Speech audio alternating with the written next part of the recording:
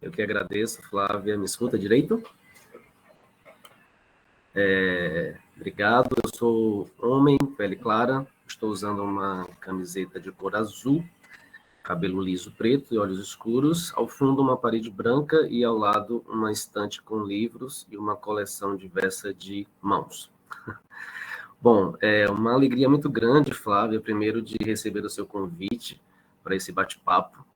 E eu não tinha como dizer não, mesmo com tanta correria, né, que a gente tem vivido, esse ensino remoto e a pandemia tem feito a gente trabalhar mais. E eu estava falando antes da gente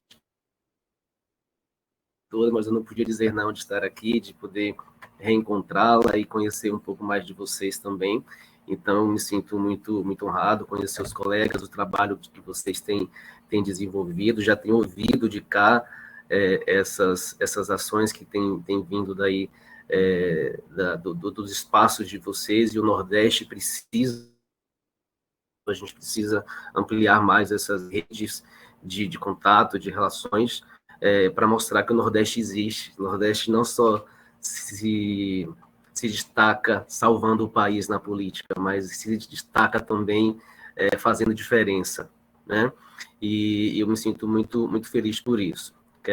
Quero agradecer a presença de todos, surdos, ouvintes que aqui estão, e pessoas com deficiência e sem deficiência. É uma honra ter esse momento com vocês.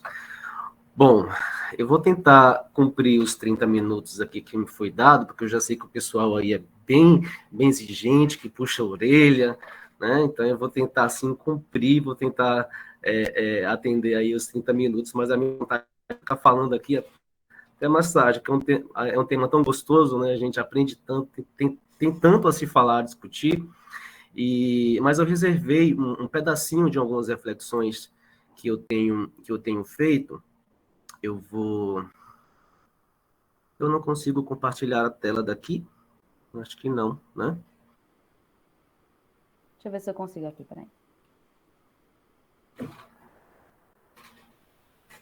Acho que eu teria que ser institucional para poder compartilhar aqui. Deu certo? Deu certo. Então você vai passando para mim. Certo. Eu intitulei esse meu bate-papo aqui com vocês, e como já foi dito, um bate-papo, então eu espero que venham perguntas, que venham intervenções aí da parte de vocês, para que a gente converse um pouquinho sobre essa questão. E o título que eu quis dar para essa nossa conversa foi O Lugar da Cultura Linguística na Educação de Surdos. E todas as vezes que a gente intitula uma fala, a gente demarca um lugar, né? A gente marca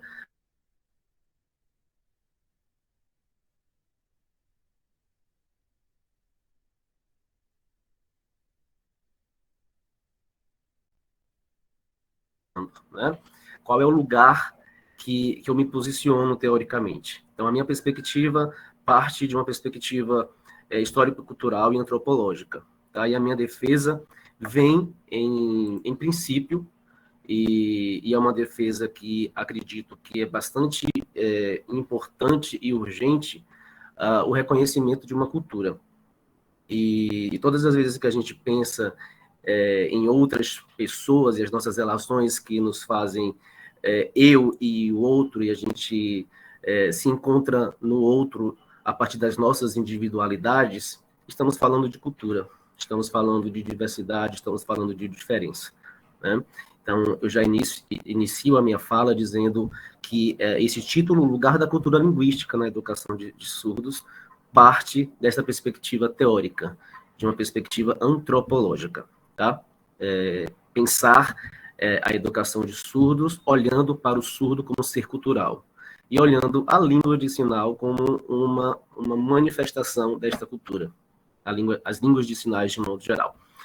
Vai passando, Flavinha. E primeiro, assim, identificar ou definir ou conceituar cultura é um dos trabalhos mais difíceis que existem, né? Porque os próprios antropólogos e sociólogos não conseguem definir e ter um consenso de que é cultura. Porque, no final das contas, tudo é cultura, né? O corte de cabelo que você utiliza hoje, a roupa que você escolheu usar no dia de hoje, né? As palavras que você escolhe utilizar ao conversar com alguém são manifestações de uma cultura, são questões ideológicas, são posicionamentos, e tudo isso é cultura. Então, os teóricos vão dizer que tudo que compõe o ser humano é cultura, tudo é cultural. E aí, dentro dessa centralidade das ciências sociais, e que a antropologia tenta, de alguma forma, desvendar esses espaços aí, esses lugares de compreender quem é o outro, né? Onde eu estou nessa relação com o outro, a gente precisa partir de um pressuposto de que não existe superioridade e inferioridade quando falamos de cultura. E é muito comum a gente ouvir alguém dizendo fulano não tem cultura, é uma pessoa sem cultura. Né? Então, já precisamos sair desse lugar, porque não existe ninguém sem cultura. Quando pressupomos que tudo aquilo que nos compreende enquanto seres humanos é cultural. Se eu falo humano, existe uma cultura inferior ou superior. E quando a gente pensa nessas questões, às vezes se confundem sobre o que é ser culto, ou o que é ter cultura ou ser culto. Né? Então, essa confusão que se faz sobre relacionar cultura com nível ou quantidade de conhecimentos que se tem, também precisa ser problematizado. Porque aquele tiozinho, aquele vovozinho lá da roça, que nunca foi para a escola, né, mas que sabe fazer aquele chá que cura sua gripe de maneira fenomenal, ele é um ser que tem muito menos conhecimento do que nós que estamos nesse ambiente acadêmico, mas tem uma experiência de vida que o faz ser uma pessoa com muita cultura e com muito conhecimento dentro do seu espaço. Então, entender cultura pressupõe o olhar sobre a própria diversidade. Então, essa relação cultura e diversidade já começa a se estabelecer quando a gente entende quem é o próprio ser humano. Pode passar. E eu trago uma filósofa muito gente boa, chamada Hannah Arendt. E Hannah Arendt diz sobre essa diversidade, essa era que nos coloca numa condição humana, e tem um livro dela chamado A Condição Humana, que fala muito sobre essa pluralidade. E essa pluralidade que faz com que a gente enxergue no outro o próprio eu, né? E que Bakhtin vai dizer sobre a linguagem, né? Quem é o outro e quem sou eu dentro das próprias relações, né? Linguísticas, ideológicas, né? É uma condição extremamente perigosa quando eu ocupo aquele lugar de inferiorizar ou superiorizar uma cultura. Hannah Arendt vai fazer essa reflexão, né? E pode passar, Flavinha, sobre o quanto esse olhar para o ser, para o indivíduo, a partir de uma perspectiva da diferença, a partir de um olhar que me faz ser diferente do outro, e ser diferente não determina superioridade ou inferioridade, a valorização dessa singularidade. Ela vai dizer que todo ser humano é único, né, mas essa sua singularidade somente se constitui em uma teia de relações entre os seres humanos iguais. E esse é o grande perigo que existe da superiorização, e que Foucault vai trazer muito sobre essa padronização, essa régua que a gente tenta medir o outro a partir das nossas crenças, das nossas ideologias, das nossas medidas, né? Que apaga a diversidade, que apaga a diferença. Pode passar. E aí, neste lugar que a linguagem começa a se estabelecer também como uma relação de poder. E quando a gente pensa, por exemplo, que nós estamos aqui e vemos duas línguas sendo manifestadas, sendo expressas aqui, eu agora falando em língua portuguesa oral e a Gina sinalizando, mediando essa comunicação para os surdos em língua de sinais, a gente tem aqui uma relação linguística em que as relações de poder podem, inclusive, apagar essa diferença, né?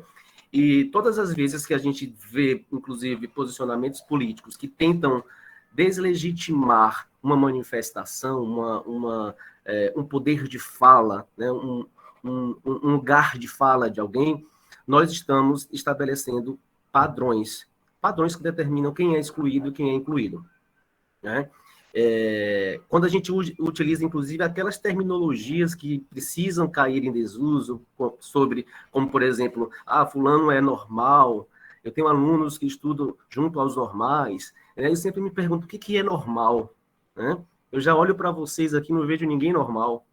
O que é ser normal? Né? Esses padrões de normatização, e é uma perspectiva bem Foucaultiana, se estabelecem pelas relações de poder.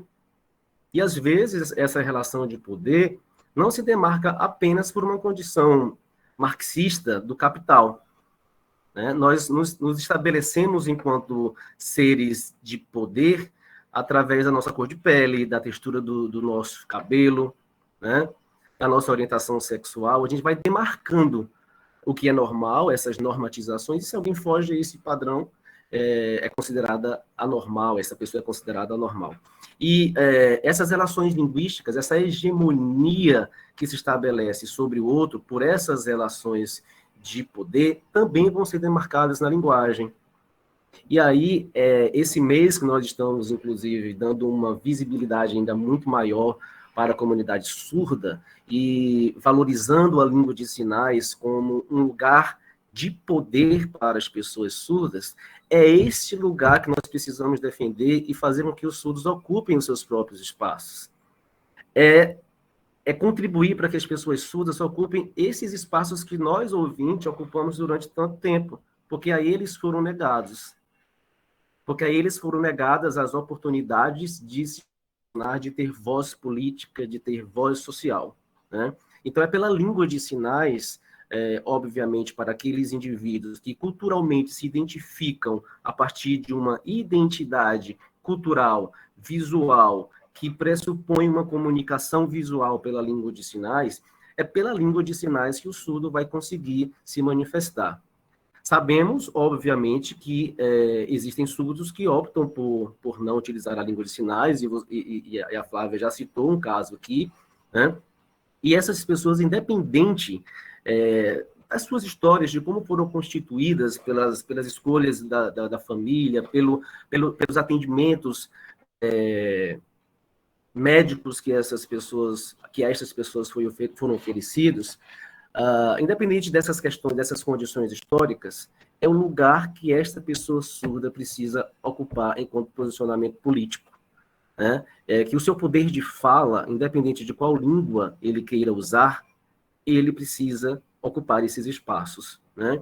E eu fico vendo o quanto a gente precisa ainda avançar nisso, o quanto a gente precisa dar essas oportunidades para que o surdo ocupe esses espaços políticos, para que os surdos aí no IF, nos IFs, ocupem também esses lugares de gestão, que sejam professores, né, que sejam coordenadores, que eles possam fazer parte desta construção a partir do seu próprio lugar de fala, a partir desse lugar de fala constituído por uma língua, seja ela qual for, que ele escolha utilizar, uma língua de sinais ou a língua oral. Mas é o poder, é a relação de poder sendo estabelecida também para a pessoa surda, né? E o quanto que isso determina uma relação extremamente necessária para nós, ouvintes, também nos posicionarmos enquanto diferença, né? Então, pode passar, Flavinha. Eu trago uma reflexão sobre o Foucault, sobre essa ideia, né, esse olhar de normatização, que o sinal de Foucault, que ele diz sobre as ciências que não foi o louco, e o Foucault tem um livro sobre loucura que é muito interessante, que não foi o louco que criou a psiquiatria, mas sim a psiquiatria que criou o louco. Essa ideia sobre o louco foi construída e constituída por uma normatização dos saberes médicos. E aí, parafraseando Foucault, eu vou dizer que não foi o surdo que criou, por exemplo, a educação, a fonoaudiologia, a oralização, a sinalização. Não foi o surdo quem criou isso. Foram foram esses saberes, foi a ciência, foi a fonoaudiologia, foram saberes médicos, foram essas construções da educação especial, da normatização, que construiu o surdo, que construiu esta imagem de um surdo, esse lugar ocupado por um surdo ainda nos dias de hoje, de inferioridade, de incapacidade, de negação, né? E até quando nós, por exemplo, vamos nos referir às pessoas surdas e a gente fala, são ouvintes e não ouvintes. E é uma reflexão que eu sempre faço com os meus alunos, porque nós não nos constituímos enquanto pessoas, enquanto sujeitos, pela negação de algo. Vocês já pararam para pensar nisso? Nós não somos a negação de alguma coisa. Eu não olho para mim e me vejo como um não surdo. Eu não sou um não cego. Eu sou um ouvinte, eu sou um vidente. Eu não sou a negação de algo. Não sei se vocês conseguem acompanhar o meu raciocínio, ou se eu estou drogado demais, estou viajando demais aqui, mas nós não somos uma negação de algo. Nós somos aquilo que nós nos constituímos a partir da presença, a partir do ato de ser, e não a negação de algo. Então, o surdo não é um não ouvinte. O surdo é um surdo. O surdo não é a negação de um outro sujeito. Essa negação é imposta para essa pessoa nas nossas relações, que desde lá, Hannah Arendt, que eu trago a reflexão, vai dizer sobre a singularidade e que o Foucault traz sobre a normatização. Então, esse bate-papo aí entre esses autores e teóricos nos faz refletir quais são os lugares de poder que nós temos ocupado? Quais são os lugares de poder que nós estamos, então, inclusive, negando às pessoas surdas a partir da linguagem que eles constituem enquanto seres humanos? Né? Pode passar. E aí, tem um outro autor muito bacana, chamado Carlos Scliar, que já é um estudioso dos estudos surdos, que faz essa reflexão mais voltada para a educação de pessoas surdas. E tem um livro dele chamado A Pedagogia Improvável da Diferença, muito interessante, aconselho vocês a essa leitura. Esse título, inclusive, continua com uma pergunta: e se o outro não estivesse ali? É justamente essa discussão de que faz entre o eu e o outro, sobre essa normalidade e essa diferença, essa dualidade que existe nas nossas relações, sobre a mesmidade e a alteridade, essa mesmidade que nos faz ser enxergados todos como iguais, né? Todos como uma mesma metodologia a ser aplicada numa sala de aula, ou num centro de apoio, ou numa sala de recursos multifuncionais, e o apagamento dessa alteridade, né, dessa manifestação da diferença nas próprias relações humanas. Né? E é um discurso que muitas vezes é um discurso colonial, é um discurso que vem dessa condição humana de estabelecer quem é superior e quem é inferior. Né? Pode passar. E aí, uma pergunta que uma vez me fizeram, né? A língua que influencia a cultura ou a cultura que influencia a língua?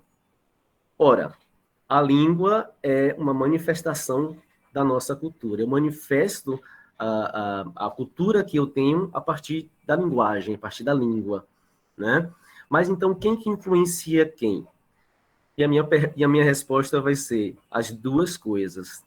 À medida em que eu apago a cultura de alguém, eu estou negando a língua desta pessoa. À medida em que eu calo alguém no seu poder de fala, eu estou negando o posicionamento cultural desta pessoa. Então, a todo momento, essas nossas características culturais e linguísticas estão conversando entre si, estão nos constituindo enquanto sujeitos, estão nos estabelecendo enquanto seres de poder. E aí, quando eu falo, é aquele poder político, poder de manifestação ideológica, poder de me posicionar dentro dos espaços em que eu ocupo. Né? Vamos lá? E aí a gente tem a língua de sinais, a Libras, e essa valorização que a gente tem dado, e a visibilidade que a gente tem dado. E isso tem acontecido cada vez mais, e a gente agradece muito aos próprios movimentos surdos que têm acontecido no país, né? A gente tem agora uma aprovação de uma perspectiva educacional bilíngue para pessoa surda, que é uma luta do movimento surdo já há muito tempo. Isso não é de um governo atual, isso precisa ficar claro, né? É uma luta de uma manifestação muito mais anterior, é lá da FENES, é lá do INES, é dos movimentos surdos que já acontece há 10 anos, uma luta por um reconhecimento de um modelo educacional que valorize essa modalidade linguística visual para a pessoa surda, né? Então, esse planejamento político que tem sido adotado a partir de agora, que isso vai trazer uma nova perspectiva, inclusive política para os municípios, para os estados, né, para a instância federal, de enxergar, inclusive, a formação de professores agora para dar conta de uma nova modalidade educacional para as pessoas surdas. Então, a gente vai viver agora um novo tempo, né? A gente vai viver um novo tempo para a educação de surdos, né? E a gente vai ver um movimento agora talvez um pouco inverso do que tem acontecido até então, quando a gente só via o ensino de língua de sinais no ensino superior. A gente vai começar a ver agora a outra ponta sendo atingida. Pronto, já atendemos agora uma parte dessa política pública de mostrar que a língua de sinais existe lá na formação inicial dos docentes, né, dos profissionais da área da saúde. Então, agora a gente precisa usar essas pessoas, para que elas comecem a atingir o público a que está sendo destinado, que é lá da educação básica, né? Então, o movimento agora vai ser um pouco invertido. Então, a gente vai ter agora, por isso que eu falo, vamos viver um novo tempo. Um novo tempo em que a educação bilíngue vai trazer novas perspectivas políticas, econômicas, culturais. A gente vai ver agora a língua de sinais e, principalmente, o sujeito desta língua. Não é apenas reconhecer que existe uma língua, mas é dar espaço ao sujeito desta língua, a pessoa que utiliza essa língua. Então, isso é importantíssimo que aconteça. A gente tem, a gente precisa visualizar agora esse novo tempo, né? E acompanhar esses atendimentos. Vamos passar, porque o meu tempo é curto. E aí, aquela discussão que já é básica, né, sobre sair de uma perspectiva médico-terapêutica, de olhar para a pessoa surda como aquele coitadinho, aquele que precisa ser visto como especial.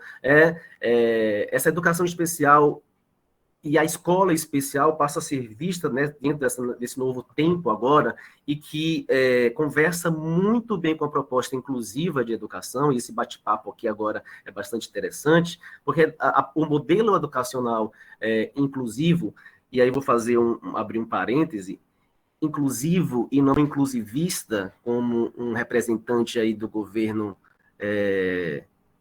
chegou a dizer, inclusivismo, utilizando o sufixo ismo para determinar a inclusão como uma doença, tá? Fecha parêntese. Mas essa proposta inclusiva de enxergar as pessoas com deficiências nos espaços que elas podem e devem ocupar, saem daquele lugar médico-terapêutico e começam a ocupar esse lugar de fala que eu disse que a minha fala se posiciona, antropológico, que valoriza a diferença, que quebra os paradigmas, que olha para o sujeito para além das necessidades especiais, né, que vai para as características de aprendizagem desses indivíduos, né, e que a gente vai, então, constituindo uma nova relação de poder. E a gente vai, então, nesse novo tempo, começar a ver pessoas surdas ocupando esses espaços que eu disse. Pessoas surdas concluindo os seus níveis de educação, ocupando mestrados, doutorados, pós-doutorados. A gente vai começar a ver isso, e não é uma visão romântica da minha parte, não, embora eu seja muito romântico, mas é isso que a política pública precisa promover. Os espaços sendo ocupados por uma simples, não simplória, mas por uma simples condição de acessibilidade comunicacional para essas pessoas. Então, a gente vê o quanto que um olhar político pode determinar uma nova condição. né? E essa tem que ser a nossa defesa, o nosso investimento, a nossa formação, né? Pode passar, Flavinha. E aí, quando eu trago aqui a educação bilíngue nessa centralidade que tem sido proposta e alcançada dentro das políticas públicas, a gente vai ter um movimento muito grande, né? E eu não sei como tem acontecido aí na região de vocês, mas a necessidade de formação é muito urgente, né? Os currículos precisam ser pensados, repensados, as metodologias precisam ser condicionadas a uma realidade, né? A gente precisa movimentar aí essa realidade dos espaços para que uma educação bilíngue aconteça, para que essa língua de sinais, que já é reconhecida por lei como meio de comunicação, seja de fato uma língua de poder.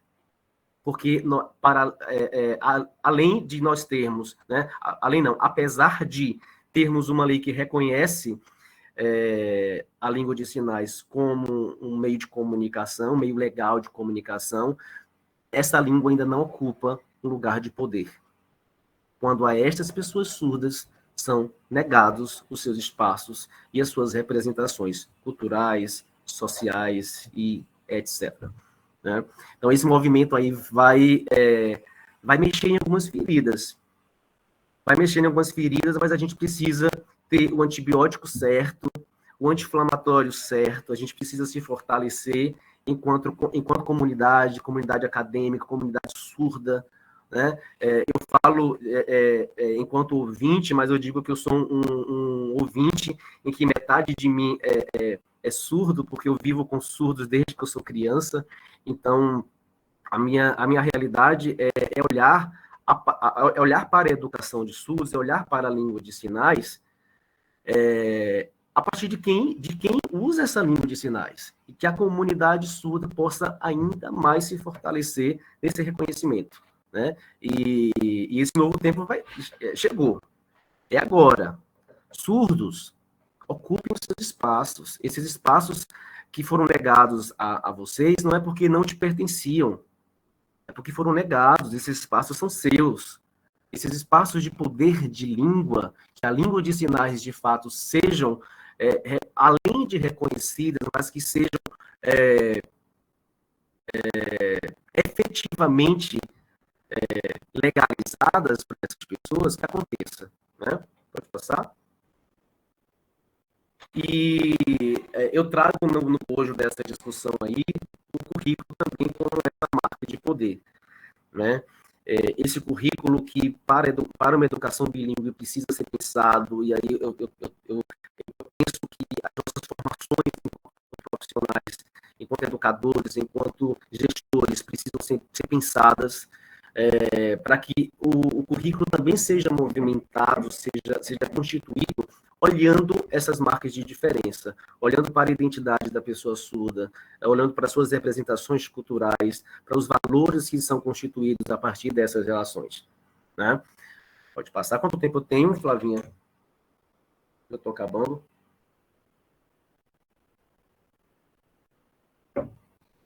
Peraí, que é muita informação. Tem até 15 horas, 6 minutos. Pronto, acho que vai dar tempo. Então, a gente tem nessa relação do currículo e essa perspectiva que vem por aí de uma educação, de um modelo educacional bilíngue, eu trago uma equação matemática, né, que precisa ser somada. Né? E penso na questão da formação do professor, aquele professor que está nas salas regulares, que estão desde o ensino superior, nas universidades, nos IFs, nos cursos técnicos, né? E pensar a partir de um modelo colaborativo, e enquanto isso não é bem uma perspectiva educacional, né? Colaborativo, que os especialistas também estejam fazendo parte desses espaços, né? E quando a gente pensa nesse modelo educacional aí bilíngue, que é inclusivo, né? A gente vai ter essa remodelagem, digamos assim, inclusive das próprias políticas públicas agora, de como que vai ser esse atendimento, de como as salas de recursos vão funcionar, né? Pensando numa educação bilíngue, pensando no reconhecimento dessa estrutura enquanto modelo educacional, que as escolas bilíngues, que as classes bilíngues, que os professores bilíngues, que as políticas públicas bilíngues, que os currículos bilíngues, que as metodologias bilíngues possam resultar no processo de ensino-aprendizagem para a pessoa surda, pensando nesse fim que é a aprendizagem, e não apenas no ensino. Se a gente fica preocupado numa formação apenas em como eu vou ensinar, eu esqueço de como o surdo aprende. Então, essa relação precisa ser dialógica o tempo inteiro. Eu não posso pensar apenas a formação do professor. Eu preciso pensar na formação do professor de uma maneira que alcance o aprendizado e a aprendizagem, o processo de aprendizagem das pessoas surdas. Já estou encerrando, próximo. E aí a minha fala, eu encerro o meu bate-papo aqui para conversar um pouco mais com vocês, trazendo uma citação do Boaventura de Souza Santos, quando ele diz sobre que nós temos o direito de ser iguais quando a nossa diferença nos inferioriza, e temos o direito de ser diferentes quando a nossa igualdade nos descaracteriza. Isso, gente, é liberdade. Isso é liberdade de ser. E aí eu acrescentei o meu slide, o meu último pode passar, uma fala da... Estava no meu aqui, não está para vocês. Da Simone de Beauvoir, quando diz que querer ser livre é querer livre o outro. Então, eu concluo meu pensamento conversando e concordando com Simone de Beauvoir sobre esse pensamento, sobre esse posicionamento de liberdade. Queiramos ser livres, e queiramos livres os surdos, a partir da sua língua, a partir do seu posicionamento, a partir do seu poder linguístico, que é cultural, que é manifesto a partir de uma legitimidade linguística. Este é o poder representado pela pessoa surda, que está literalmente nas mãos. Ok, muito obrigado pela atenção, e vamos então bater um papo aí depois, quando nos for dado um tempo. Espero ter contribuído. Obrigado, Flavinha. Eu que agradeço. Que bom assistir a aula de novo. Bom, agora a Jailane vai conduzir, né? Com o próximo palestrante, que é Ronaldo, e aí mais 30 minutos para Ronaldo, e depois a gente vai abrir para discussão, certo? Isso mesmo, pessoal. O nosso palestrante é Ronaldo Leite da Silva, é o primeiro graduado com deficiência auditiva da UFCG de Patos PB, no curso de Ciências Biológicas, é autor do livro de Direitos dos Animais, Interrelações entre Animais Humanos e Não Humanos, e é estudante do curso de pós-graduação em Desenvolvimento e Meio Ambiente do IFPB de Monteiro PB. Pode começar, professor, você tem 30 minutos.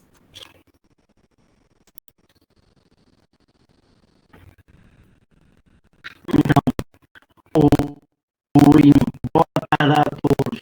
Então, peço desculpa pelo atraso, né? O computador ligando meio lento, né?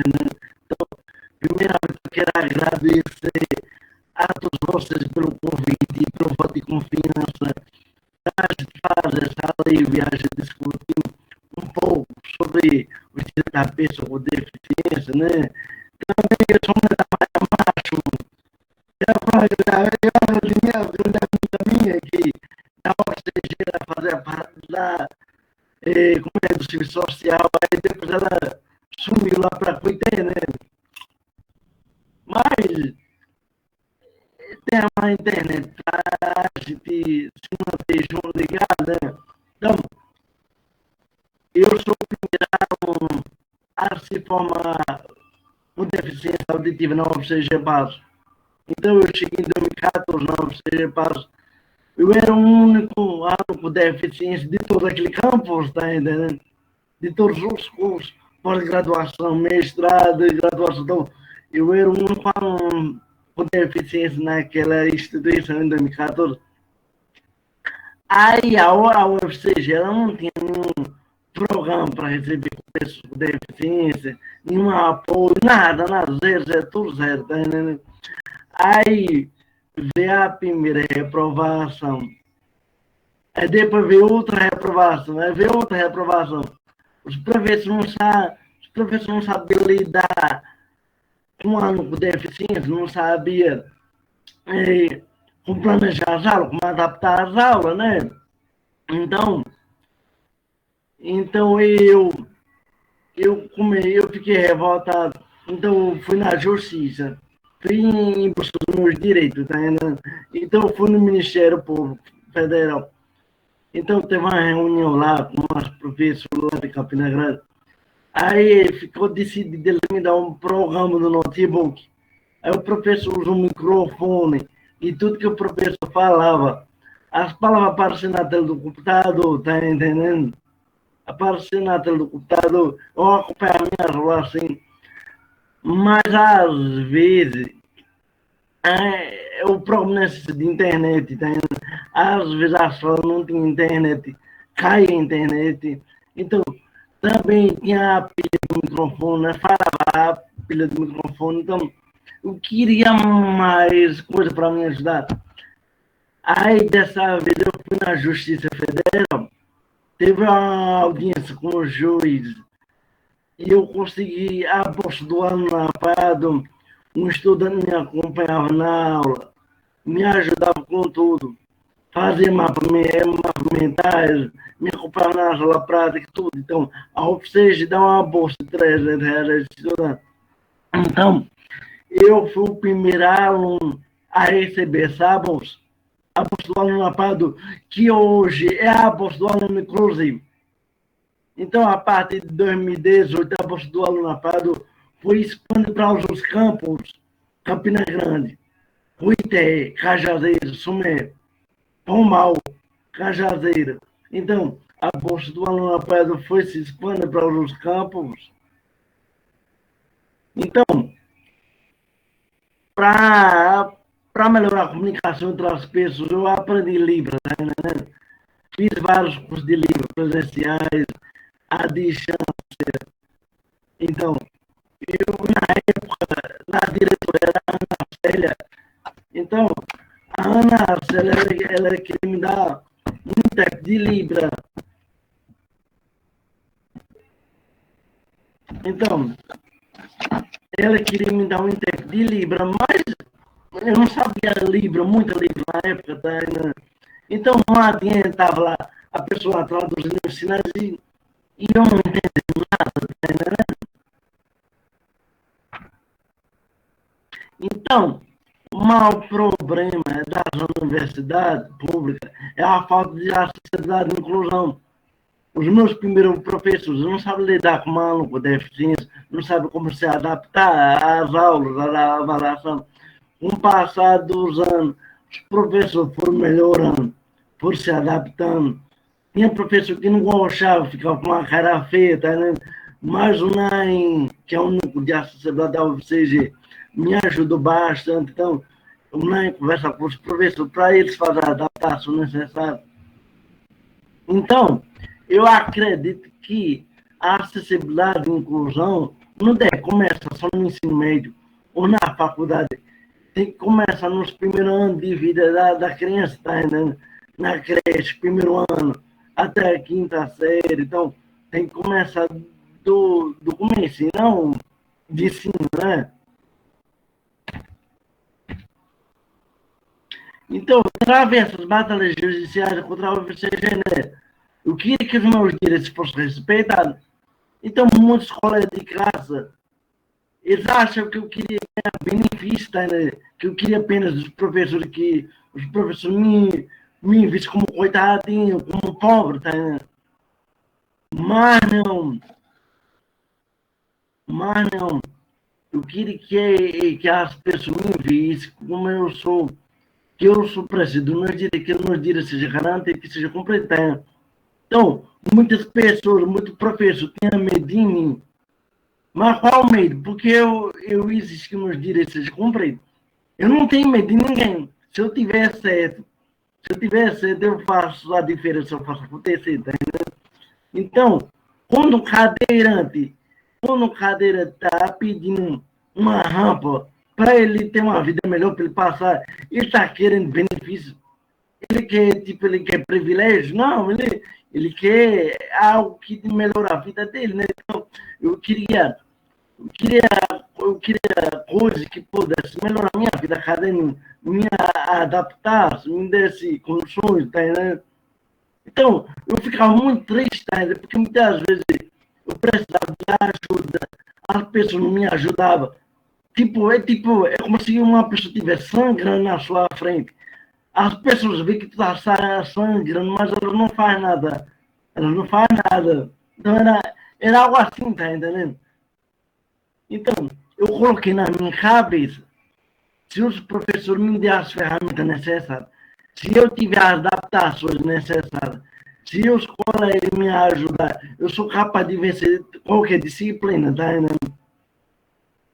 Então, eu sei que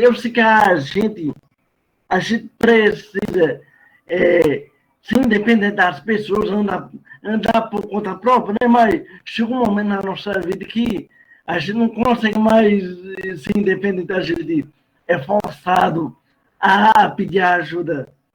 Então, é como a Aristóteles falou, o homem é um animal comunitário, a gente vive em sociedade, a gente precisa um dos outros. Então, o maior problema da universidade é o seguinte, é uma briga de ego, tá entendendo? É um querer ser maior do que o outro, todo mundo vive em competição, tá entendendo? Parece que todo mundo é inimigo. Então, a universidade é um local, ainda que não é acessível para pessoas com deficiência, além de ser um local que nos faz adoecer também, muita cobrança, muita tortura. Então, a insensibilidade dos colegas também, né? Então, eu ficava muito triste, porque, tipo, quando tinha um seminário, as pessoas só me colocavam na sobra, tá? Eu era sobre da sobra, ninguém nunca me convidou para nada, tá? Então, eu sempre fui excluído. Então, no meu período escolar, eu sofria muito bullying, humilhações, eu já levei tapa na cara, pedrada, espinho na cadeira, tá entendendo? Então, o bullying me acompanhou até no ensino superior, até na UFCG, tá entendendo? Então, é complicado, tá entendendo? Mas, então, eu peguei toda aquela humilhação, todo aquele ódio, toda aquela raiva, e eu transformei em força. Então tá aqui, ó. Meu diploma tá aqui, tá entendendo? Então, depois de 7 anos eu peguei esse diploma aqui, tá entendendo? Então, depois de 7 anos eu peguei esse diploma. Mas não é um simples diploma, não é um simples papel, não. Tem uma vida aqui dentro, tem uma vida desse papel, muitas noites sem dormir, muitas depressões, muitas lágrimas, muitas humilhações, várias noites dormindo, muita ansiedade, muito desespero. Então, não, esse papel é uma vida. Então, eu fico muito feliz que depois de 7 anos eu consegui ter esse diploma, tá entendendo? Então, menos de 35% da população brasileira tem ensino superior completo.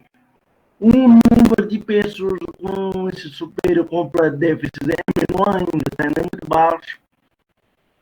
Então, eu me sinto grato por aumentar a estática das pessoas com deficiência, tá entendendo? Eu também percebi uma coisa muito interessante. Infelizmente, muitos alunos com deficiência, né? Eles não me valorizavam a minha causa, a minha batalha, a minha luta. Tinha pessoas com deficiência na UFCG que eles não queriam ser tratados como deficiente, tá entendendo? Ele queria ser tratado como uma pessoa normal, tá entendendo?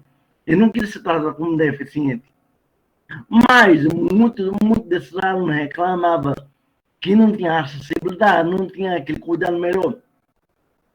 Mas se você não conta a sua deficiência, se você não fala a sua deficiência, como as pessoas vão poder lhe ajudar? Como os professores vão poder adaptar as aulas, adaptar as provas? Não tem. Então, as pessoas com deficiência são igual a qualquer uma. Então, a gente chora, sangra, tem emoções, tem desejo, a gente tem igual a qualquer uma aqui.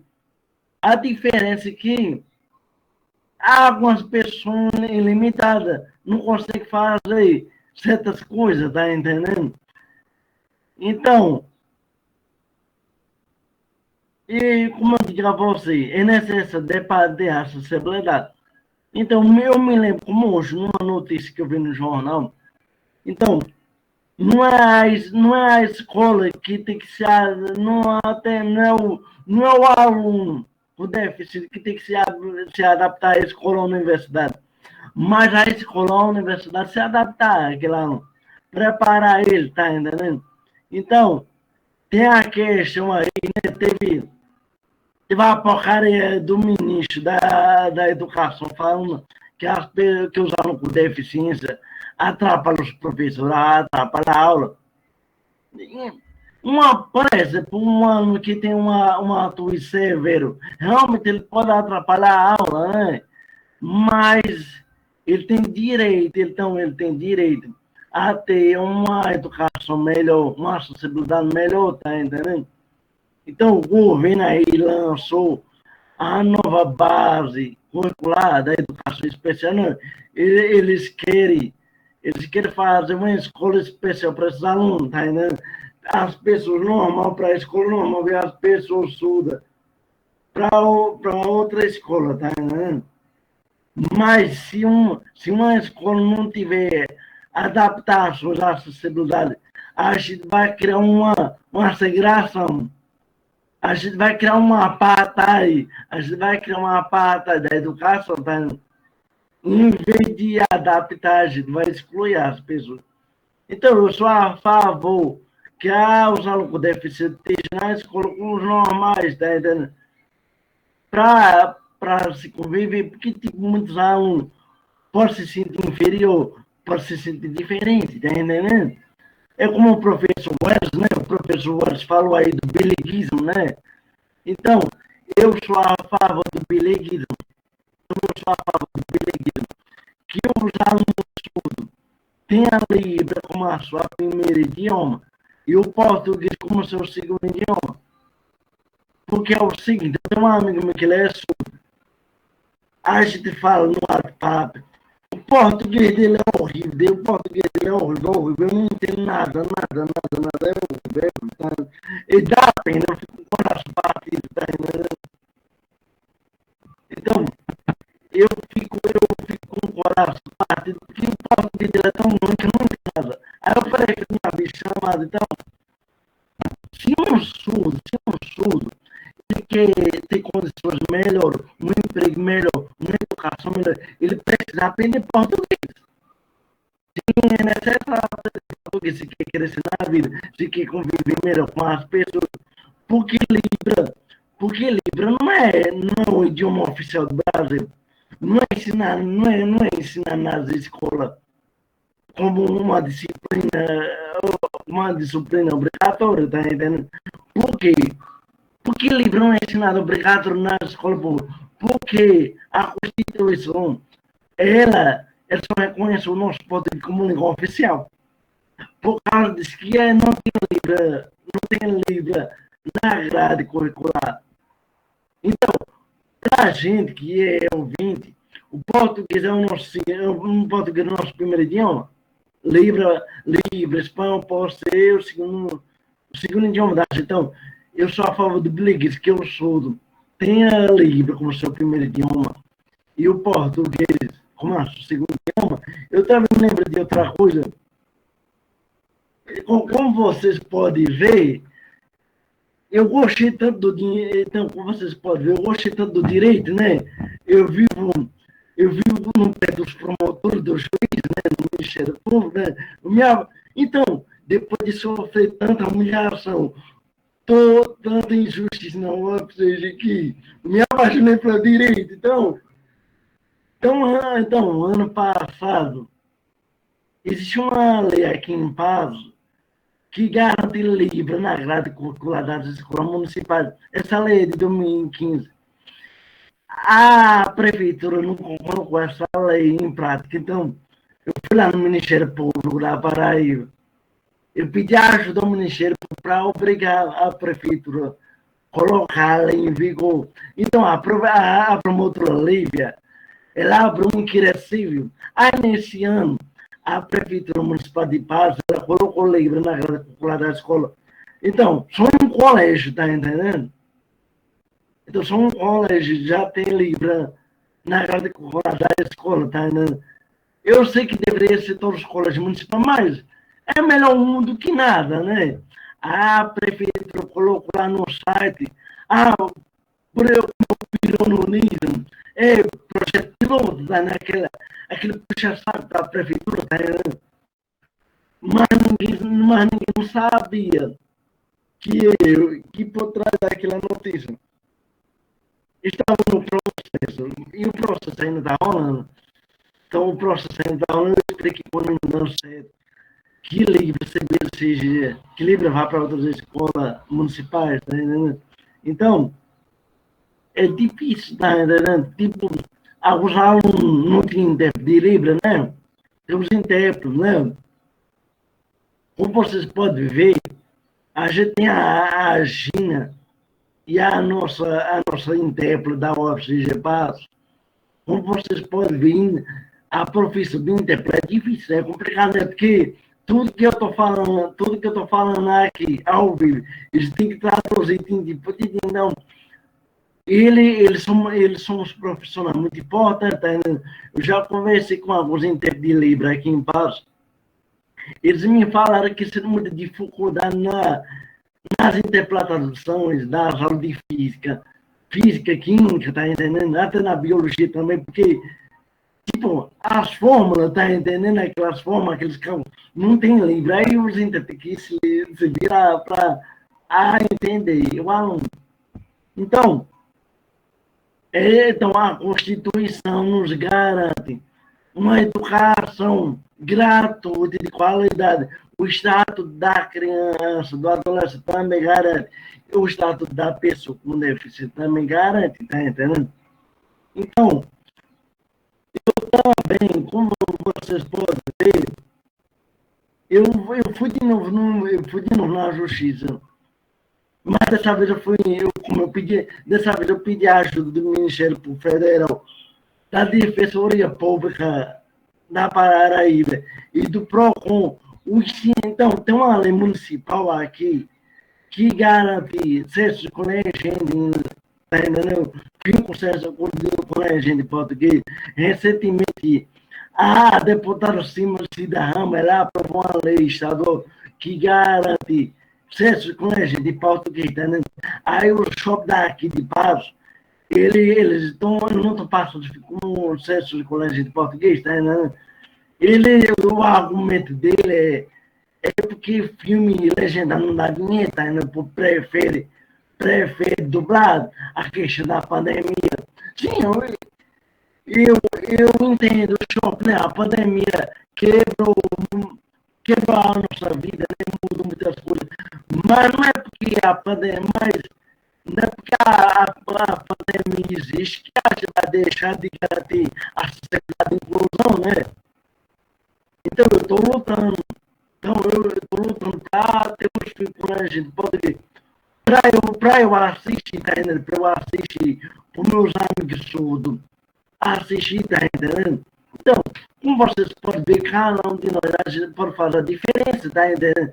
Ajudar, fazer uma reclamação no Ministério Público, tá entendendo? Uma reunião, tá entendendo? Olha, eu me ofereci gratuitamente para ajudar a Secretaria da Educação aqui embaixo, para ajudar os alunos com deficiência, tá entendendo? Elaborar algumas coisas, até o juiz esperar a reunião. Então, faz tempo que eu falei com eles, então, eu acho que foi em março, abril, até o juiz Pérez reuniu o sertão. Eu faço a minha parte, tá? Mas o povo não quer ser ajudado. Então, eu me lembro de voltar. É tolice ajudar aquelas pessoas que não serão ajudadas. Então, eu quero ajudar mais nenhum. Por exemplo, eu tive uma parceria aqui com o bispo Dom Heraldo de ensinar a Libra gratuitamente aqui em Patos, porque o meu objetivo é ter mais pessoas com conhecimento de Libra aqui em Patos, né? Por exemplo, quando eu for na farmácia, no shopping, na padaria, no restaurante, as pessoas podem me dar um atendimento melhor, tá entendendo? Eu posso ter um atendimento melhor, os meus amigos também podem ter um atendimento melhor. Então, como eu falei para vocês, eu tenho deficiência auditiva desde 2011. Eu gostava de ouvir muito fone de ouvido, muito ouvimento, tá entendendo? Aí eu perdi um ouvido, depois eu perdi outro. Aí eu fiquei surdo, não escuto nada, rádio, televisão, filme dublado, as vozes das pessoas. Então, para diminuir as barreiras comunicativas entre as pessoas, eu aprendi Libra, fiz vários cursos online presenciais para tentar vencer essas barreiras, tá entendendo? Então, eu já dei entrada no hospital em Recife. Eu quero fazer meu implante coreano, colocar um chip para voltar a ouvir, tá entendendo? Eu ainda não fiz essa cirurgia, porque eu morro de medo, eu tenho fobia de agulha, tá entendendo? Então, o meu conselho para você, se tiver professor aqui, pedagogo, funcionário das escolas, então, você deve ser os professores que você gostaria de ter, tá entendendo? Eu acredito que o governo municipal, estadual ou federal deveria investir na formação continuada dos professores, tá entendendo? Que os professores pudessem ter uma formação continuada em acessibilidade, inclusão, pudesse aprender um baixo de livro, né? Um baixo de balé, né? Como receber esse aluno com alto-índice de leste, né? Então, eu acredito que os governos eles têm dinheiro, têm recursos para fazer. O que falta nesse povo é vontade de fazer, tá entendendo? Colocar em prática, tá entendendo? Então, eu coloquei no meu coração, eu quero ser o professor que eu gostaria de ter, tá entendendo? Eu espero que vocês torçam por mim, orem por mim, para um dia eu conseguir passar no concurso público e dar aula, tá entendendo? Porque eu quero ajudar os alunos, tá entendendo? Eu quero ajudar os alunos que passaram pela mesma coisa que eu passei, tá entendendo? Humilhação, bullying, rejeições, exclusão, tá entendendo? Então é difícil viver em sociedade, tá entendendo? Várias pessoas com pensamento diferente, ideias diferentes, né? Muitas pessoas, em vez de ajudar, elas atrapalham, né? Então é difícil conviver em sociedade, mas a gente tem que falar a nossa parte, tá entendendo? Então, desde a UFCG, eu coloquei no meu coração, sozinho, em grupo, eu vou continuar lutando, eu vou seguir em frente. O juiz pediu para eu trazer testemunho para a audiência. Os professores, meus colegas, ninguém queria ser minha testemunha, não queria nada. Mas eu venci, eu fui sozinho, eu conquistei meu espaço, eu dei a minha contribuição. Às vezes para a gente conseguir algo, a gente precisa caminhar sozinho, tá entendendo? Às vezes a gente não vai ter apoio, não vai ter compreensão. Então a gente tem que se encaminhar para a nossa parte, tá entendendo? Então, eu quero agradecer a todos vocês. Eu quero agradecer a todos vocês que me convidaram para bater esse papo com vocês. Eu espero que do fundo do meu coração, que minhas palavras, que meu testemunho, pode mudar um pouco das suas vidas, os seus pensamentos, as suas ideias, tá entendendo? Então, como o Papa Francisco falou, a gente precisa criar mais ponte, não muro, tá entendendo? A gente tem que criar ponte, a gente tem que dialogar, colocar para fora, né? Conversar, debater, né? Porque se a gente guardar, né? A gente está indo, aproveitando o setembro amarelo também, né? Porque se a gente ficar guardando e não dividir com as pessoas, isso vai matar a gente, isso vai sufocar a gente. Então, eu quero dizer outra coisa para vocês, que o setor de psicologia foi maravilhoso na minha vida acadêmica, tá? Muitas lágrimas aqui, consultor. Então, é necessário também o apoio psicológico, a importância do apoio psicológico também para esses alunos com deficiência, para os professores também, tá? Então, eu quero ser o professor que eu gostaria de ter. Eu espero, do fundo do coração, que vocês sejam os profissionais que você gostaria de ter, de ser. Eu quero ser o monitor que eu gostaria de ter. Eu quero ser o assistente social que eu gostaria de ter. Eu quero ser o professor que eu gostaria de ser. Eu quero ser o psicológico que eu gostaria de ser. Eu quero ser o intérprete de livro que eu gostaria de ser. Então, vocês podem fazer a diferença. Só depende de vocês. Então, para fechar, para encerrar o meu papo, eu quero dar a frase de Nelson Mandela. Seja a mudança que você quer ver no mundo. Então, seja a mudança que você quer no mundo. Então, faça a diferença. Vá em frente, luta. Não espere das pessoas. Faça sua parte. Então, obrigado.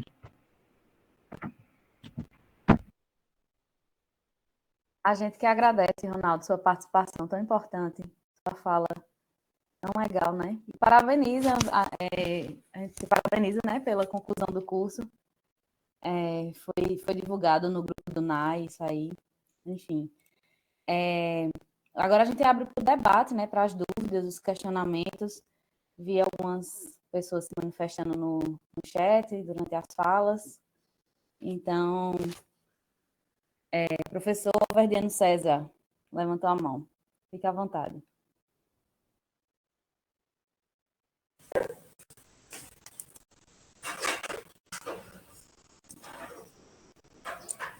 Então, boa tarde, pessoal. O professor Ronaldo, eu gostaria de parabenizar a sua fala. Foi excelente o que você explicou. Também ao professor Wolney, né? É assim que pronuncia teu nome. Isso também, muito boa a tua fala, excelente, gostei muito da palestra dos dois. Eu gostaria de fazer uma pergunta ao professor Ronaldo. Uma pergunta a Ronaldo. Você explicou que no passado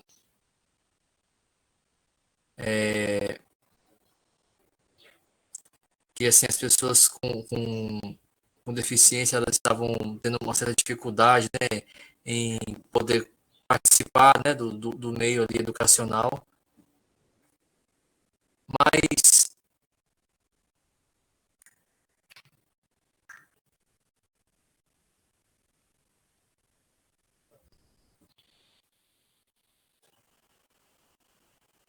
tá falando que tinha as escolas que eram voltadas para pessoas com deficiência, né?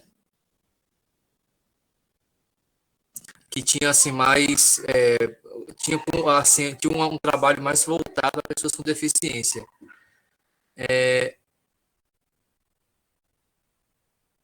Porque nas escolas onde não havia as pessoas capacitadas,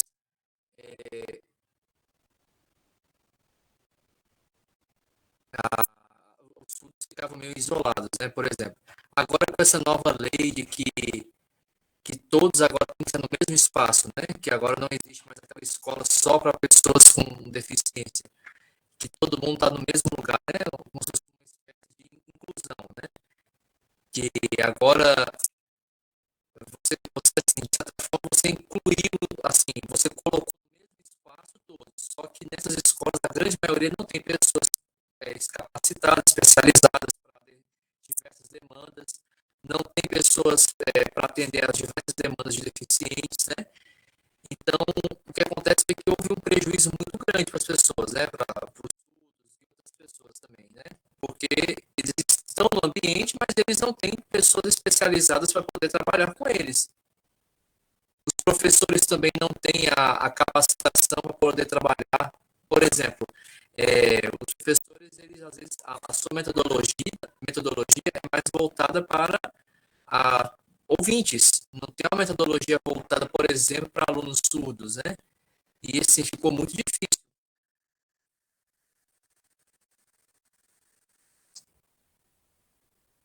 Então, assim, os surdos eles acabaram assim perdendo muito, né? Tiveram muitos prejuízos nesse sentido, né? As salas de atendimento especializado, a AEE, né? Geralmente são salas que as pessoas, elas às vezes não têm nem profissionais que trabalham nessas salas, nas escolas, né? E às vezes a sua metodologia é mais voltada para pessoas ouvintes, né? Os surdos, eles acabam perdendo realmente muita coisa por não terem o acesso a esse conteúdo mais específico para a sua língua, né? E essa falta de profissionais voltados para os surdos, ela é muito grande mesmo.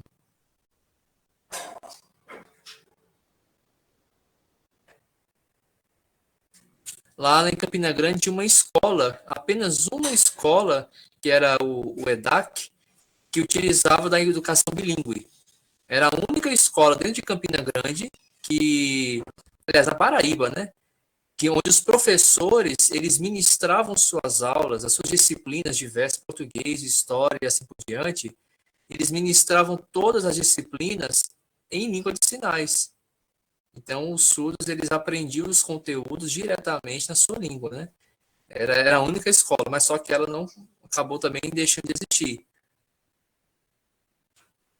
Então, assim, a ideia de querer, assim, fazer aquela inclusão à força, né?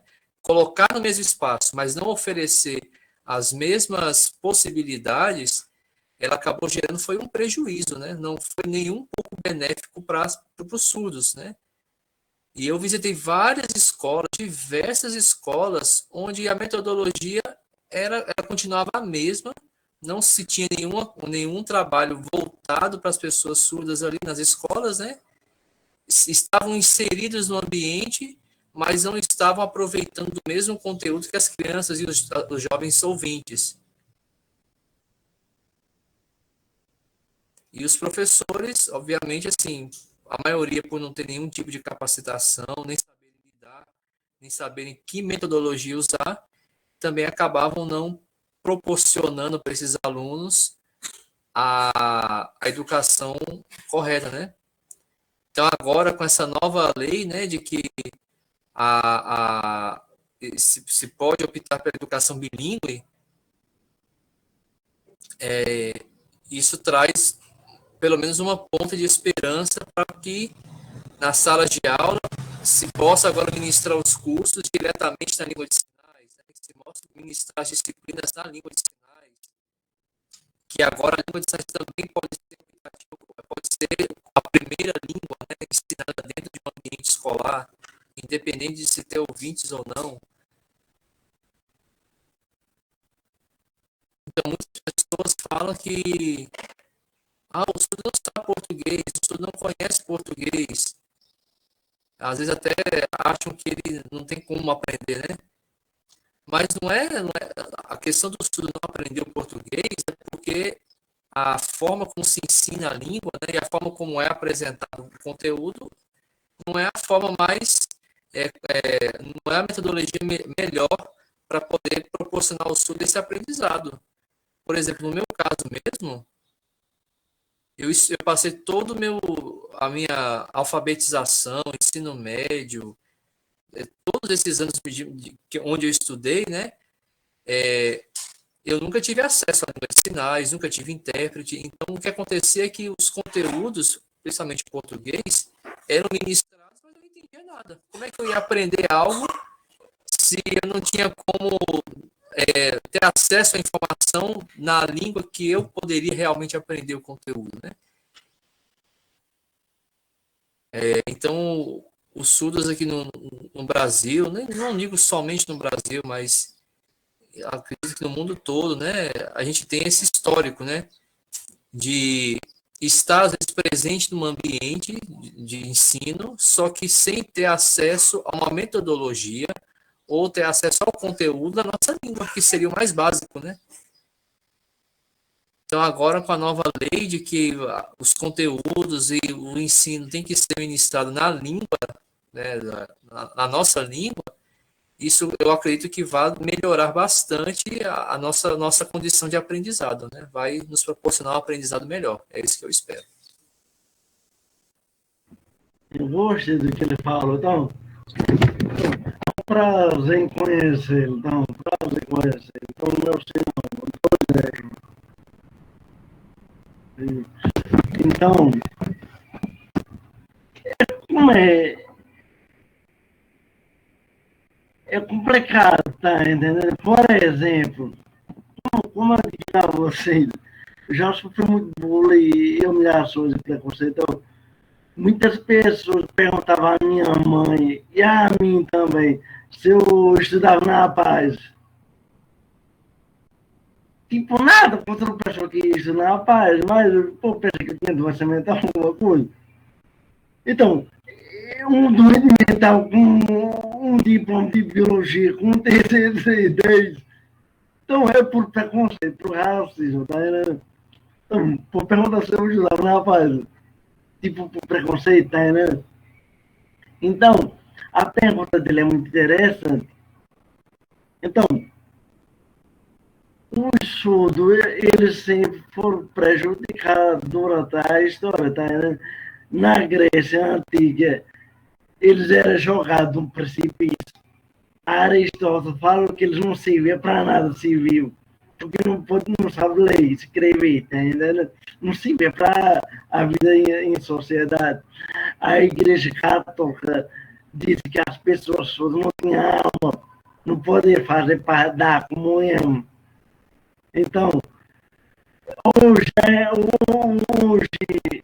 tem aquele preconceito, poxa, mudinho, mudo e surdo. Então, primeiramente, eu tenho mudo e surdo, é errado, não existe. Mudo é algo que não pode falar, o surdo é capaz de falar, mas ele fala através da voz. Então, um cachorro, ele fala, mas do jeito que ele fala do jeito dele, ele se comunica entre eles. Então, tem ainda prevalece esse preconceito. Acho que os são bons, são idiotas, porque não fala português, não fala com a língua, tá entendendo? Mas, sobre a questão da escola especial, existe uma espada de dois gumes. Existe um lado positivo e um lado negativo. Então, positivo, o estudo pode aprender Libra como a primeira língua oficial dele. E aprender o português também. Numa escola normal, ele não vai poder aprender português e Libra. Ele vai ter que aprender português na raiva e não Libra. Então, na escola, então, pode ser uma forma de apartheid, né? Os alunos especiais numa escola normal e outras. Mas, como vocês podem ver, Libra é um idioma com qualquer outro, né? Igual português, chinês, japonês, inglês, tem as suas regras, tem as suas gramáticas, verbo. Então, existe surdo que não sabe Libra. Ninguém nasce aprendido ainda. Tem surdo que é analfabeto em Libra, não sabe Libra ainda. Então, essas crianças surdas, eles precisam ir para uma escola especial no começo da vida para aprender Libra, para eles conviverem entre a turma dele, tá entendendo? A questão, como ele falou, a nova lei aí, né? O Senado Federal lançou uma PEC que quer tornar Libra o segundo idioma oficial do Brasil. Então, se a PEC for aprovada, Libra passa a ser reconhecido como a segunda idioma oficial no Brasil. Então, vai ser ensinado nas escolas. Todo lugar vai ter que se adaptar a Libra. Tá entendendo? É maravilhoso. Tá entendendo? Eu pergunto a vocês, na escola está aprendendo inglês, espanhol, porque a gente não pode aprender Libra, né? Então, até por causa da Cida Rama, eu mandei umas ideias para ela falar ali. A senadora Nilda, né? A Nilda, a mãe do veneziano, ela também me pediu umas sugestões para fazer uma lei. Então, eu queria ser um político para fazer uma lei. Então, a lei que eu faria é o seguinte: que Libra seja disciplina optativa nas escolas públicas. E se numa escola pública tiver um aluno surdo ou com deficiência auditiva, Libra passou a ser grade obrigatória daquela escola. Então seria interessante. Tá? Eu acredito que a Secretaria da Educação poderia fazer algum seminário, projeto, tipo, pedir aos intérpretes de Libra para fazer uma disciplina optativa, tá? Como vocês podem ver, conversa de que a gente entender. Então, existe muitas coisas que a gente pode fazer. Então, existe muitas coisas que podem fazer, mas falta vontade nas pessoas, tá? Falta vontade, né? Então, ele está certo. Então, ele teve um pouco de dificuldade, né? Tipo, o Dia do Sul começou num congresso lá em Milão, né? O primeiro idioma é o oralismo, né? O oralismo. O Sul deveria aprender a interpretar os lábios das pessoas. Depois ver a comunicação total, que o Sul deveria usar todos os recursos necessários na comunicação. E agora o terceiro tipo de educação que eu sou a favor, e o professor também a favor, é o bilinguismo, que o Sul aprenda livre em português ao mesmo tempo, tá entendendo? Mas, como eu digo a você, olha, por incrível que pareça, existe surdo que odeia Libra. Sim, existe surdo que odeia Libra. Eu entrei num grupo de pessoas surdas. Tinha uma surda que é oralizada, outra surda que usou o implante. Uma surda lá falou que odeia Libra. Ela disse que a Libra deixa o surdo burro, deixa o surdo incompetente, deixa o surdo independente do intérprete, tá entendendo? Então, para ela, o surdo tem que aprender português e não Libra.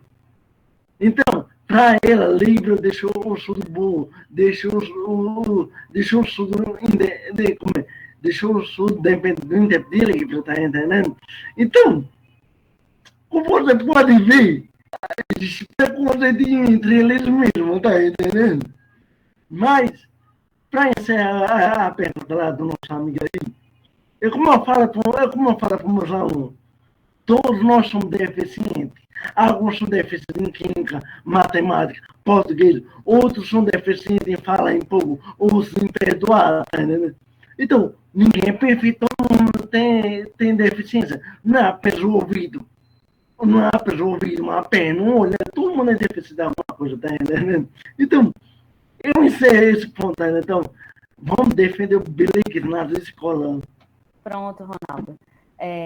Só para questão de ordem mesmo, para a gente estabelecer um tempo, né, das falas, para todo mundo participar.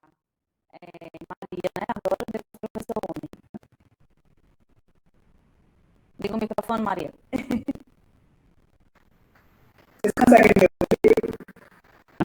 Meu fone está com probleminha, mas deixa eu aumentar aqui.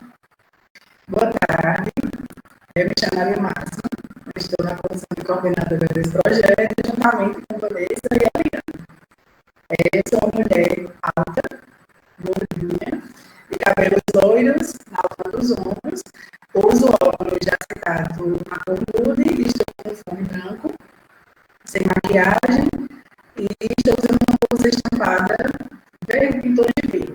Ao fundo, uma parede branca com cestarias. Inicialmente, eu gostaria de agradecer a participação de todos que estão aqui, dos palestrantes, dos professores, das mediadoras, e falar um pouquinho sobre o nosso projeto, né? Já que temos pessoas diferentes a cada roda de conversa. A ideia do projeto é justamente trazer aqui para o SES esse diálogo sobre pessoas com deficiência na universidade, né? Tentando fazer o paralelo com as pessoas, com os estudantes que ainda estão na rede básica. Então, a nossa proposta é trazer uma reflexão, é trazer o debate mesmo, trocar experiências de pessoas que querem entrar na universidade, né, que ainda estão lá nas escolas, que já estão na universidade, enfrentam diversas dificuldades, né, como o Ronaldo bem contou, as dificuldades que ele enfrentou no UFCG, e que de lá para cá nós temos alguns avanços, mas ainda, aí é uma concepção minha, considero muito embrionário o atendimento aos estudantes com deficiência na instituição, certo? E também com profissionais que já vêm, que têm um histórico, né, de atuação, que já estão na pós-graduação, que têm toda uma vivência sobre a educação inclusiva. feito esse breve resumo sobre o nosso projeto. Aí eu gostaria de pedir ao professor, o Walter, não sei falar seu nome, o Walter, né?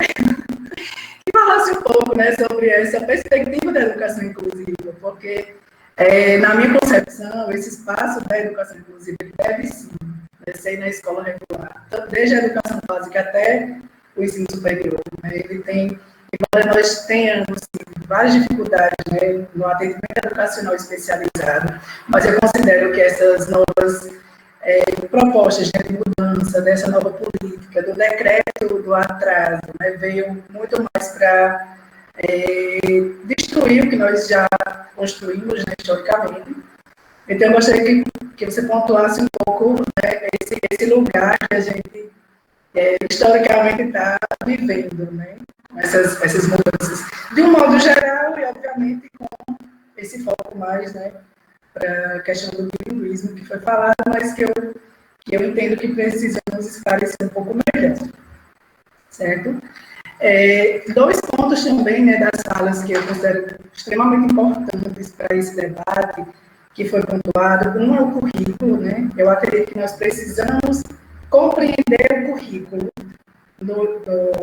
desde a educação básica e trazendo para a nossa realidade aqui do SERES, né? Hoje, aqui no SERES, nós temos cursos de graduação, que são bacharelado, e temos cursos de licenciatura. Então, nós estamos formando profissionais para atuarem na educação. Nós estamos formando profissionais de física, de matemática, de biologia. Então, esse debate sobre o currículo, sobre as normativas, sobre o que trazer, é porque muitas vezes a gente acaba achando que o currículo, não diminuindo só, né, mas é apenas a disciplina de Libras, né, e na verdade nós precisamos conhecer melhor o que é educação inclusiva e os direitos dos estudantes com deficiência e altas habilidades na educação, na verdade, no percurso histórico, desde quando ele nasce, ele começa a vida escolar dele, até o ensino superior, pós-graduação. Então, ele tem direitos que precisam ser garantidos em todas as esferas da vida. Né? O que Ronaldo trouxe, a experiência de Ronaldo, no meu tempo, né, de instituição, eu tenho mais ou menos 5 ou 6 anos, eu iniciei no campo de Patos, né, atendi Ronaldo, mas o atendimento foi no âmbito do serviço social, né, dos programas de assistência estudantil.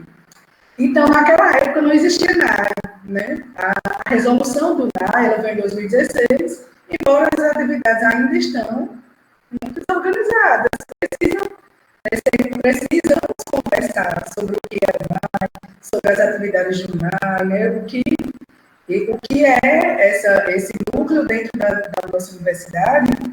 E mais, entender que não é só o NAI não é responsável por garantir a inclusão do estudante na universidade. Não, ele é apenas um núcleo. Né? O professor é responsável, o técnico administrativo é responsável, todas as esferas são esferas que precisam conversar entre si para chegar a um entendimento. Né? Então, a proposta desse projeto é essa, é conversar. Então, nesse momento, ainda temos muitas dúvidas, né, entendimentos divergentes, né, porque eu compreendo que é o início, pelo menos aqui no nosso centro, o início do diálogo sobre o início. Então, eu gostaria de aportar um pouco e, no mais, agradecer mais uma vez as participações de todos. O nosso projeto, só para fechar, né, então, inicialmente, a proposta é fazer as atividades abertas ao público, né, que aí pode estar são as rodas de conversa. E no segundo momento, nós temos 5 especialistas, né, dos bolsistas, já vão ficar trabalhando, aí temos Isaac, temos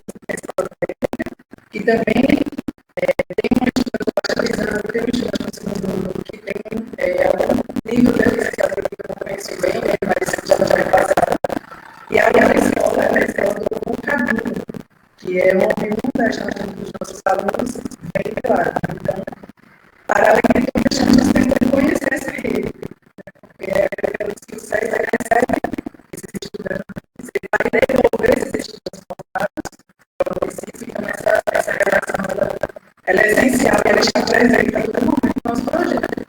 Muito obrigada, sejam bem-vindos. Quem não participar, espero que, se possível, possam participar dos momentos e contribuir. É muito simples, eu digo que vocês têm negócios são muito simples, realmente conversa, onde todo mundo pode contribuir e dialogar de forma bem aberta. Obrigada. Sou eu, minha Flavinha. Bom, obrigado aí pela recepção, pela apresentação do projeto. Eu vou tentar resumir bem, assim, uma reflexão, porque daqui a pouco tem outra palestra, tem 9 minutinhos para sair. Mas, assim, a história da educação de surdos foi e é marcada por muitos momentos, né? E a gente, às vezes, quando estuda e lê os textos, a gente demarca exclusão, integração, inclusão. E as coisas na prática não funcionaram muito bem assim, né? Muito tão demarcadamente dessa forma, né? A partir de tal data vem a integração, a partir de outra data vem a inclusão. O fato é que existem, dentro desses momentos aí, experiências que foram cultivadas pelas pessoas surdas, pelos educadores surdos, pelos familiares, né, pelo atendimento psicopedagógico, enfim, por toda essa dinâmica. A educação inclusiva vem para redimensionar o processo de ensino e aprendizagem para essas pessoas surdas.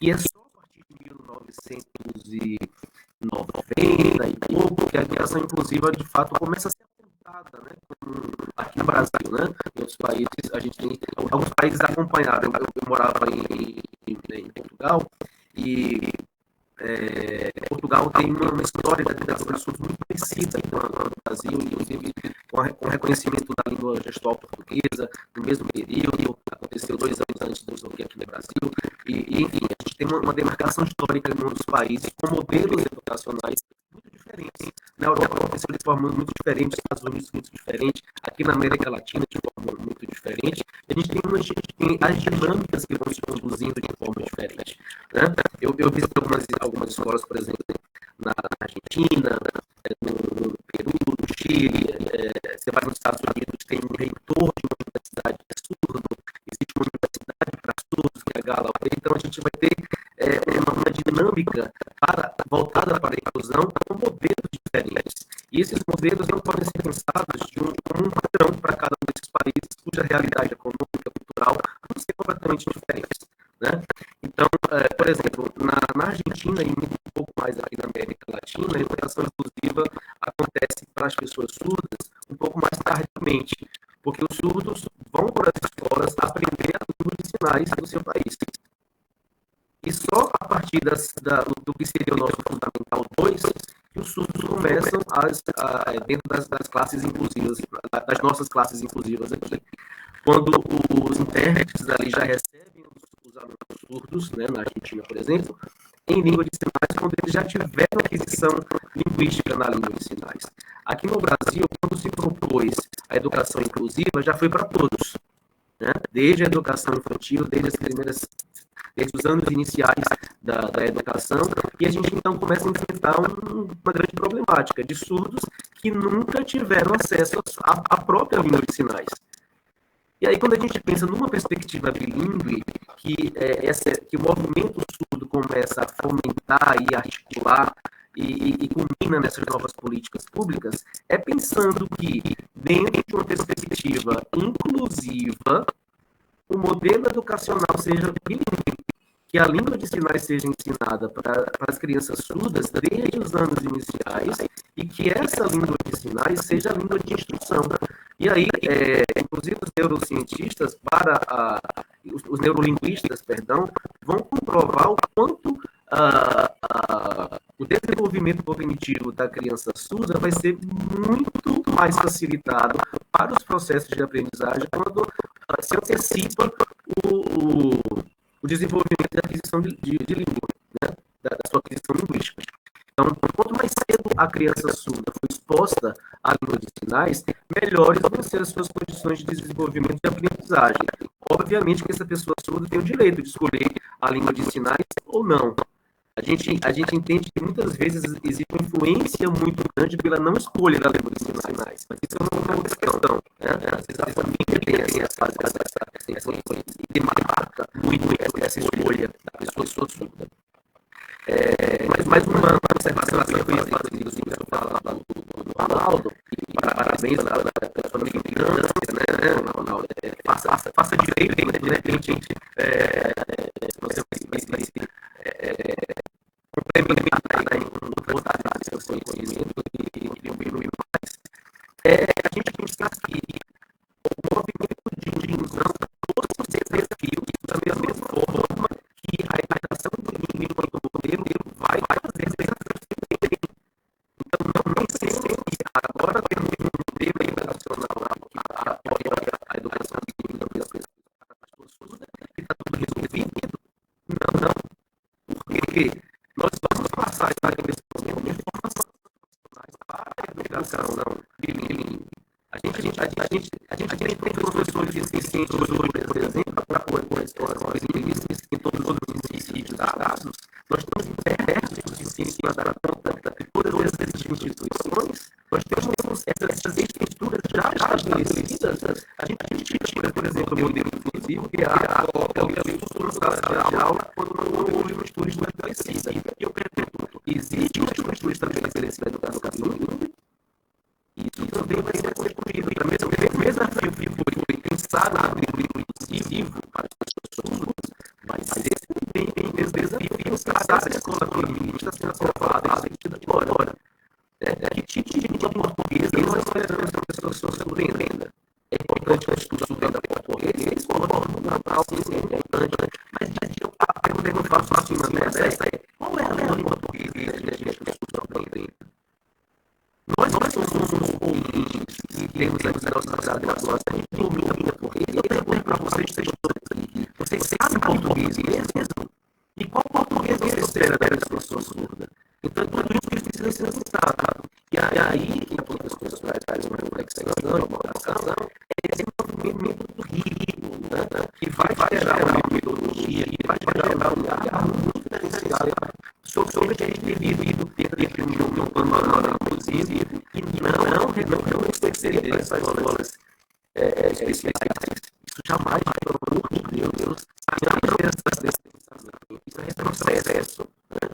Pensar que esse modelo inclusivo na perspectiva no modelo educacional na aula bilíngue. Aí a gente vai ter o português que se espera para a pessoa surda alcançado pela pessoa surda, mas não na perspectiva de um bilíngue. Porque eu não posso esperar tudo fale o português que eu quero que fale. Eu escrevi um livro agora sobre isso, e o prefácio do livro foi escrito por nosso professor Célia.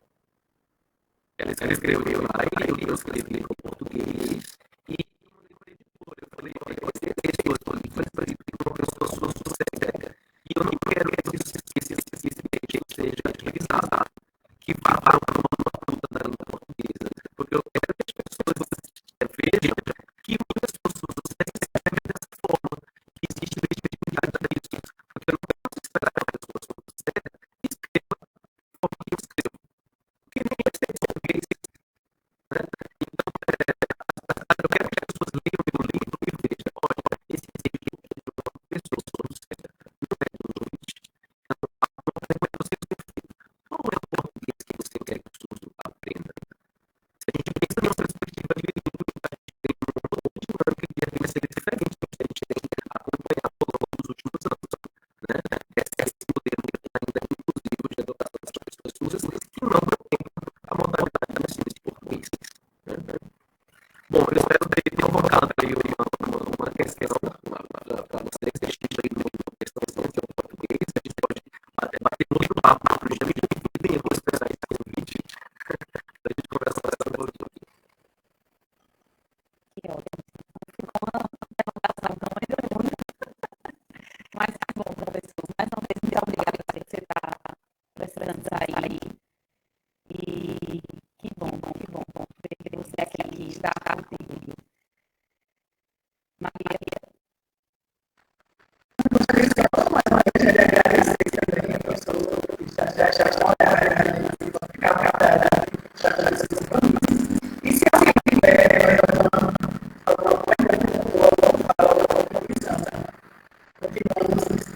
Eu acredito que até esses institutos podemos estender um pouco. Só me perdoe, eu vou precisar me despedir. Uma pergunta mais direcionada a mim, manda para mim, eu vou a resposta para passar para vocês, e vamos ver esse contato aí e aprofundar as relações. Tá bom, gente? Beijo no coração, se cuidem, tudo de bom para vocês, foi um prazer.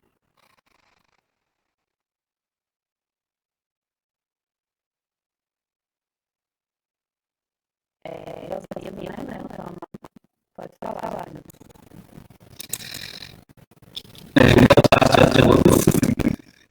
Me chamo Daniel, eu sou professor da S. Pedreira da Silva, né? Fico muito feliz nesse momento. Tenho aqui alguns alunos já fui mais recentemente, fui meu aluno da escola, né?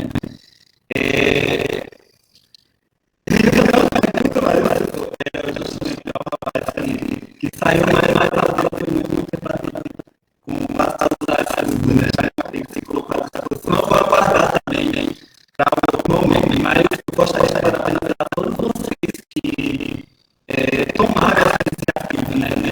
E trazer esse projeto e expandir da forma como está acontecendo, né? A minha sobrinha, ela também é deficiente visual, tem bastante não, ela é aluna da PCI, e aí ela também está me incentivando a participar desses momentos. E aí como eu tenho uma carga da minha dia, né, essa tarde, mas hoje fico feliz que tive a oportunidade de estar aqui com vocês. Então, parabenizar aí o nosso colega, né, o Ronaldo, lá da história, que exemplo, né, de superação. Eu tive já alunos também, né, que são surdos, tive uma dificuldade muito grande na comunicação, em passar a conteúdo para eles. Foi complicado, mas a gente conseguiu de forma simples, mas a gente conseguiu alcançar, né? Essa minha aluna que tem perda auditiva, ela foi aprovada no curso de farmácia, né? E acredito que ela acontece aí nesse próximo semestre. Então, não foi aguardar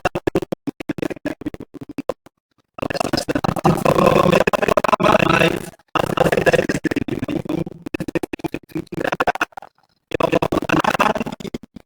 Parabéns a todos vocês.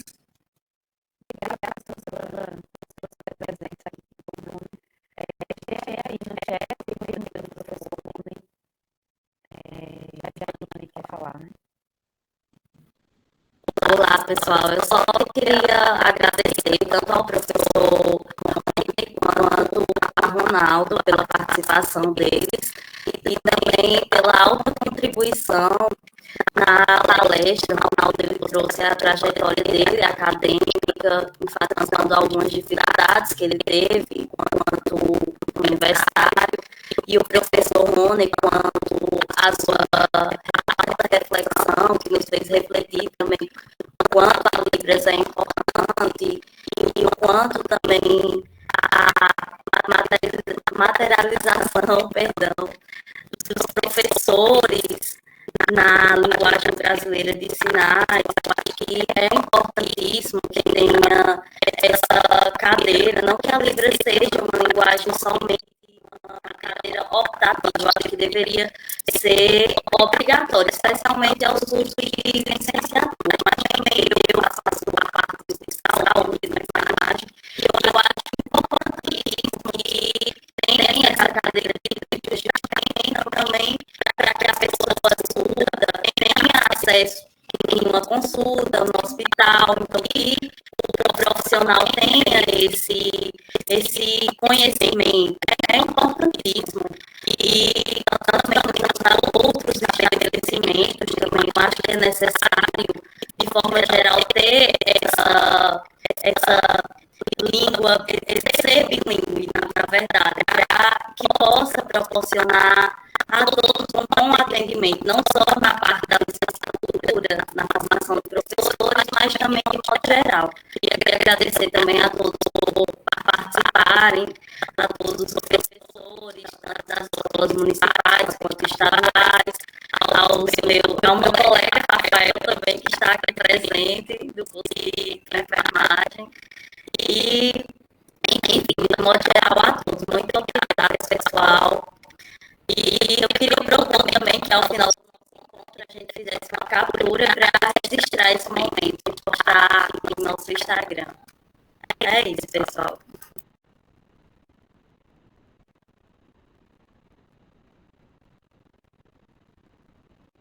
Então, já fala que ela falou, livre, já faz parte, dá acordo ao obrigado por se esclarecer toda já outros professores optados têm direito, professores têm enfermagem, talvez os outros professores, apesar de obrigar os outros optados, todas as coisas se fala que o professor da enfermagem, né? Eu me lembrei que eu sofri um acidente de bicicleta e eu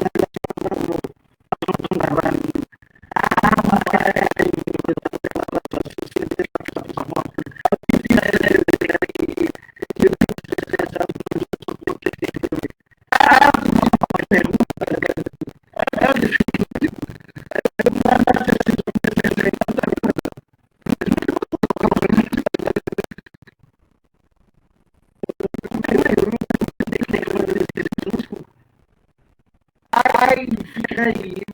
Então, dito os funcionários de aprender livre, não é que se opera só da saúde, né? Vamos supor, um acidente, não vai saber o tipo de acidente, sem alergia, não está doendo, vai se chamar médicos e membros do médico vai saber. Então, já fui no regional, no hospital regional aqui, fala com alguns enfermeiros para estar aí. A maioria diz que não sabe ler. Outros dizem que só pegam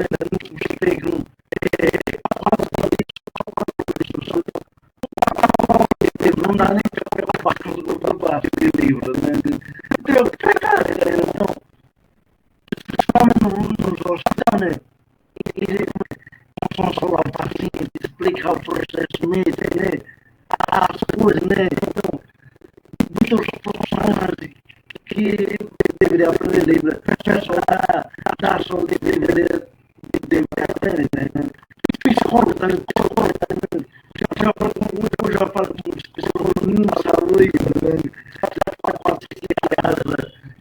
Não sabe, né? Então, aproveita você tem uma área, muitas pessoas têm preconceito de psicólogo, né?